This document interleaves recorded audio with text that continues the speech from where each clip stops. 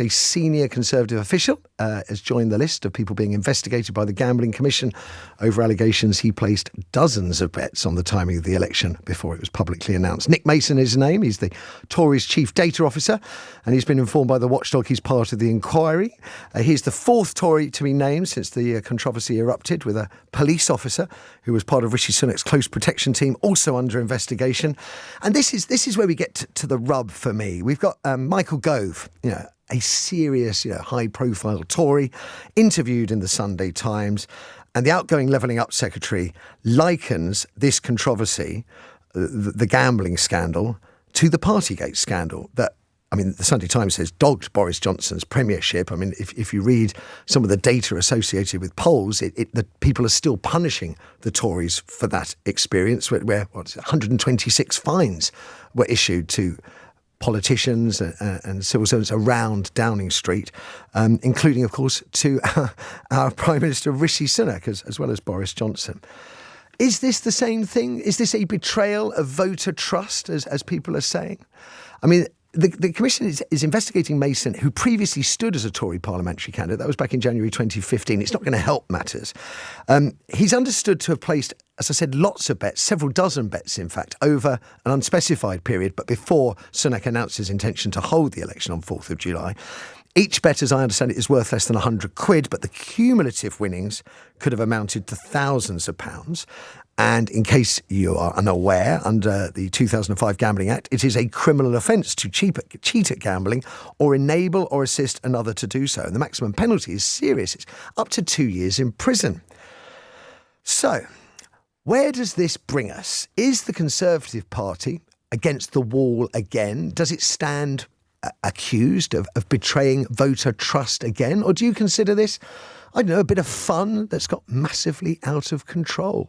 I think, in my mind, whilst it is, it's insider dealing, isn't it? There's an element of using privileged information for personal enrichment, and that sits very uncomfortably with me. I have to say, it doesn't sit as uncomfortably with me as the betrayal of trust we experienced during COVID, but that's just my personal feeling. Sunak is clearly furious about the situation, as we heard when he was asked about the possibility of a cabinet minister also placing illegal bets by LBC's reporter Bronwyn Weatherby. When did you find out that Craig Williams had placed a bet on the election? And do you feel betrayed? Are you confident none of your cabinet members have also placed a bet? Well, Bronwyn, I talked a little bit about this last night on Question Time, and the first thing to say is I was incredibly angry when I learned about these allegations, in the same anger that many of you will feel and everyone watching. And it's right that they are investigated thoroughly. These are serious allegations. I'm joined first to discuss by the Conservative candidate for Clapton, who I am of a sufficient age I will also remember from the hit TV show Bread back in the day. Delighted to welcome Giles Watling. I can see you smile on Zoom. I don't know whether many people remember, but I certainly do. Lovely to see you this morning. Yeah, good to see you, Matthew. Yes, that was a long time ago. I was much slimmer and prettier.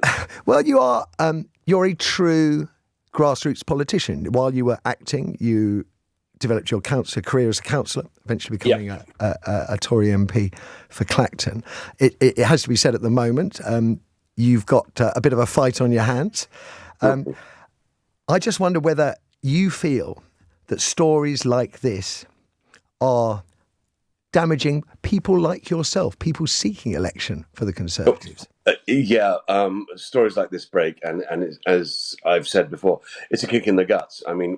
This is the last thing we need, this kind of story. And every time anything happens over the last 7 years, whilst I've been an MP, it's not just the Conservative Party. Somebody in the political sphere does something idiotic and then brings us all down and loses any sense of kind of respect. We've lost a lot of respect in the political classes, generally across the board. And this is just another one. Yes, of course, this one hits the Conservative Party because it seems to be Conservative politicians at this time. But if you're going to have 650 people, you'll always have a couple of fools amongst them who go and do something really stupid like this. We're not talking, as you said, Matthew, we're not talking about huge amounts of money here. But the principle of the thing, it's insider trading. It's illegal. And it just should not happen.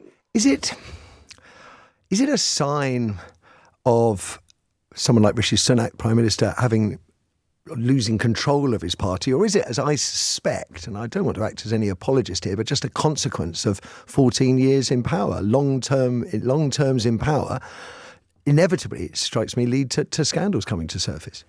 Well, I don't know, because I've only been there for 7 years, but I think if you are a politician, if you're in the public eye, you have to play by the rules. I mean, you just got to play by the rules. I mean, we all should in any case, but it should be heightened and enhanced. And, every time you do anything, you should ask yourself the question, is this legal? Is this decent? Is this the right thing to do? And if whatever your action doesn't tick all those boxes, then don't do it. It's really simple.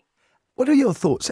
I think one of the more damaging aspects to it is the fact it's being driven by newspapers on a sort of drip, drip, drip basis. Sunak clearly didn't know, and possibly still doesn't know. I can't understand why the party, especially the officers of the party, rather than those standing for election, but the officers, why they couldn't get together, find out who has placed these bets, hand them over to the authorities, and then Rishi Sunak could look like he's dealt with the scandal, that he's in control, as opposed to the situation he's in now, where he must dread waking up in the morning to find out which name is going to be held up to the light next.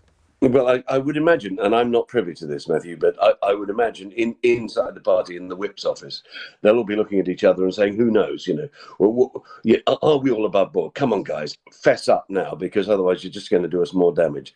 And of course, the media these days, we're not talking about, there's a big chunk of me that would love to have been an MP sort of 40 years ago, but everything these days, and I quite understand, everything these days, this drip, drip, drip, they've found something.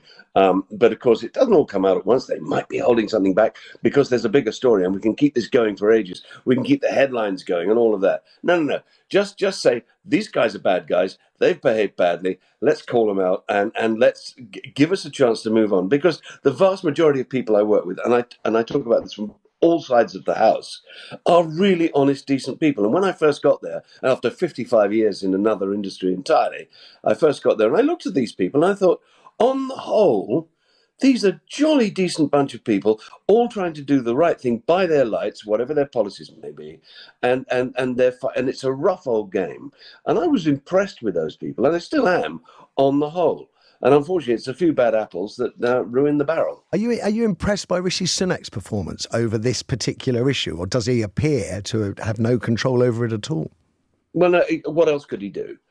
Because something gets dripped at him, and he says, "What?" He knew as much as I did, as anybody else did at the time, and your reaction is, "No, you can't." And then fury, I absolutely understand, because he's trying to keep a tight ship, particularly at the time of an election, when we're all trying to look as squeaky clean and just concentrate on the policies, concentrate on the reduction of inflation to 2% and all those other lines, and then you just need this like a hole in the head. When something like this comes along, it's the last thing you need. And I can understand his fury. I don't think he could have handled it any other way. But I would imagine he's immediately sat down, knowing the man, because he's fundamentally an honest, decent bloke. And knowing the guy, he sat down with his top advisors and said, "Look, please, God, find out what's going on here. Find out how deep this goes, because we've got to stop it and move on." I think you do. I don't know whether that's going to happen anytime soon, though. There's still lots of speculation about whether there's a cabinet minister involved, and many cabinet ministers denying and some not yet commenting. Giles Watling, pleasure talking to you this morning. It really is. I wish you all the best with your election as well. Listening to that was Emma Burnell, freelance journalist and political consultant. Morning, Emma. Morning. Morning. It is a drip story, but the cumulative effect is very damaging, as even Giles was admitting there. It's incredibly damaging, and I think one of the things that I think is slightly under surfaced on this is that the people who are employed by the Conservative Party, the voters won't have the chance to throw them out. So we've already seen that it's the head of campaigns who's had to go on a leave of absence during an election. Now today, the Times was reporting that the chief data officer, again, an incredibly important role during an election campaign, is also being investigated. And these are the people who are supposed to be the civil servants of the Tory party, as it were, the people who Yes. are there to make sure that the party runs properly. And you just have to ask, what kind of party has employed people? We don't know whether they are going to be found to have broken the law or it's not, but they are allegations. being accused of it. And it's not just the venality that I think is what is boiling voters' blood, but who employs someone that stupid that is going to turn around and say, "That's the thing I'm going to do. Put a bet on the election." This is the question that I'm sort of keeps going around in my mind, is about the authority or lack of that Rishi Sunak has, because it would strike me that as soon as this scandal came to light, which was about a week and a bit ago, that they would be hammering, the whips and everybody else would be hammering the Conservative Party. Who else has done this? Who else has done it? We need to get this out in the open. We need to clean the swamp. We need to do this.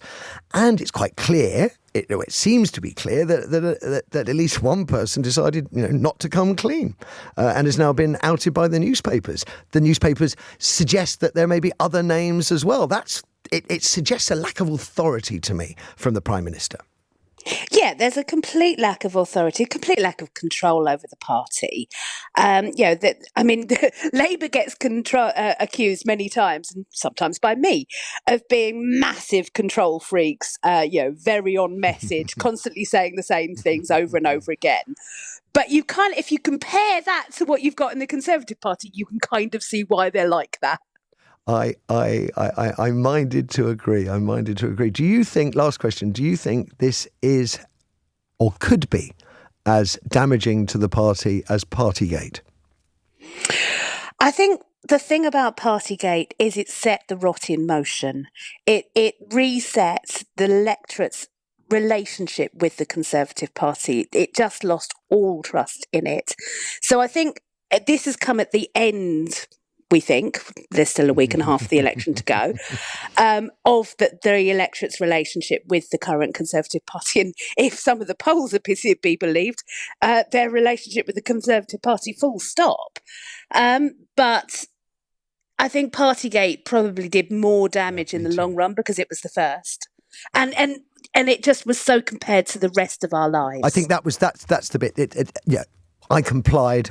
Everybody I knew complied rigidly, and I think that's why the sort of visceral rage and anger that we felt when you saw that the people that made the rules didn't comply. I'm minded to agree with you, Emma. Thank you for that. And I suppose my appeal to you, dear listener, is where you stand on this. Do you think this betting scandal is as damaging potentially to the party as Partygate was?